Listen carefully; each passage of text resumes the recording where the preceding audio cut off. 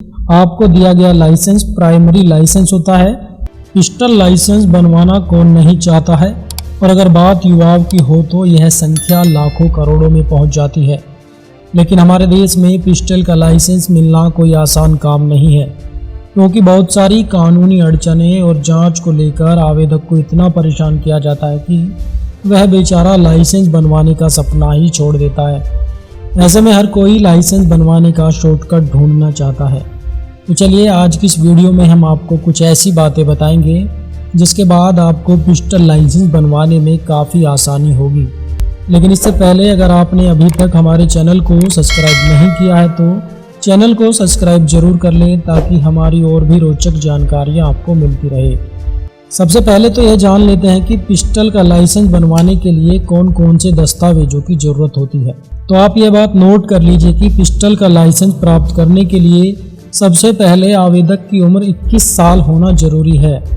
इसके बाद ही वह लाइसेंस के लिए अप्लाई कर सकता है। आवेदक का भारत का नागरिक होना भी जरूरी है।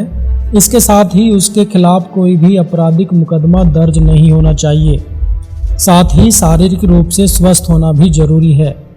खास बात यह है कि आवेदक पर कोई भी सरकारी बकाया भी नहीं होना चाहिए।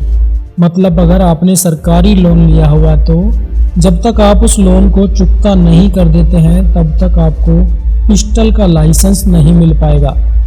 आपको यह भी साबित करना होगा कि आपकी जान को खतरा है या नहीं।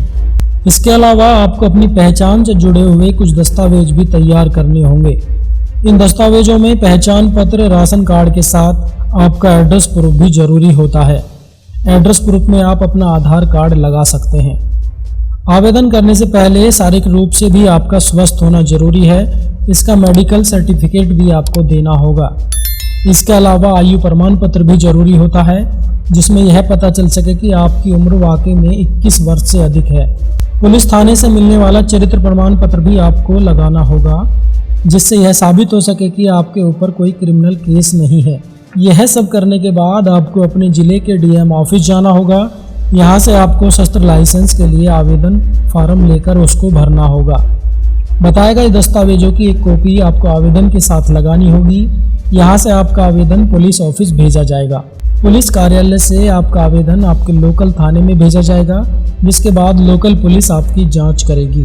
पुलिस आपकी जांच करेगी और रिपोर्ट आगे भेज देगी।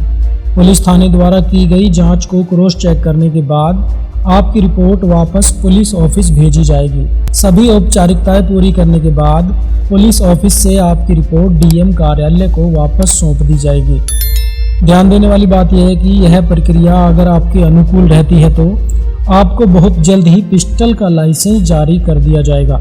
लाइसेंस मिलने के बाद आप सरकार द्वारा रजिस्टर्ड दुकान से हथियार खरीद सकते हैं।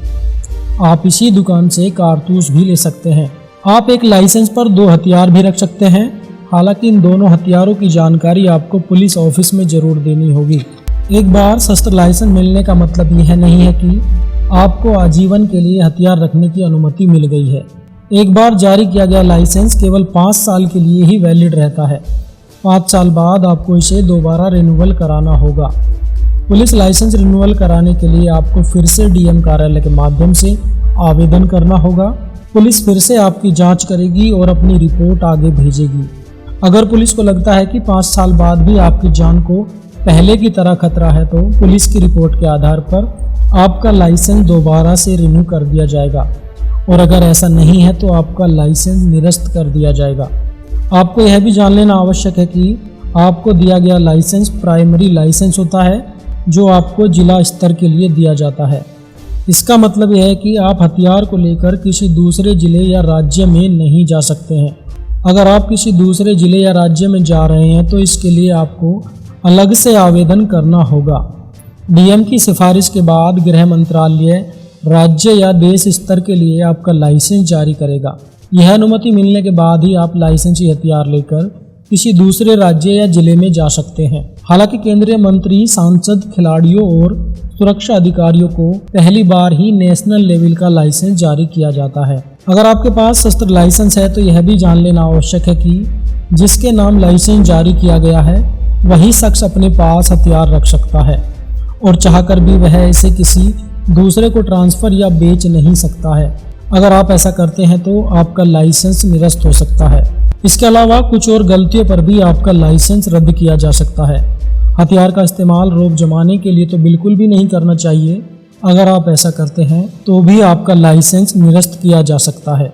अक्सर लोग शादी समारोह या चुनाव जीतने पर भी लाइसेंसी हथियार का प्रयोग करते हैं, जो बिल्कुल गैर कानूनी है। इन सभी कंडीशन में आपका लाइसेंस निरस्त कर दिया जाएगा। आशा करते हैं कि हमारे द्वारा दी गई जानकारी आपको जरूर पसंद आई होगी। जानकारी अच्छी लगी हो तो चैनल को सब्सक्राइब और वीडियो को लाइक जरूर करें। धन्यवाद।